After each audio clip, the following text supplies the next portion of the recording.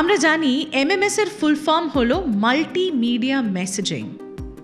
তবে artificial intelligence deep ফেকের অনেক আগে এই MMSই ছিল ডিজিটাল স্ক্যান্ডেলের প্রথম ক্রুড ফর্ম। জেনারেলি MMS বললেই আমাদের মাথায় আসে হিরোইনদের MMS স্ক্যান্ডেল, আর সেখানে অনেক সময় এমন কিছু ক্লিপস থাকতো যেগুলো অ্যাকচুয়ালি আপত্তিজনক। কিন্তু আপনি কি জানেন 2012 সালে এমন একটি MMS ভাইরাল হয়েছিল যেখানে আপত্তিজনক বা স্ক্যান্ডালাস কিছুই ছিল না, তাও খুন হয়ে গিয়েছিল 7টা ছেলেমেয়ে। এরকমই একটি বিস্ফোরক ঘটনা আসছে আমার official YouTube channel the crime প্যারাডক্সে। আগামী শুক্রবার ঠিক রাত 9টায় দেখতে ভুলবেন না পরবর্তী ঘটনা কোহেস্তান MMS কেচ্ছা পার্ট 1 and 2।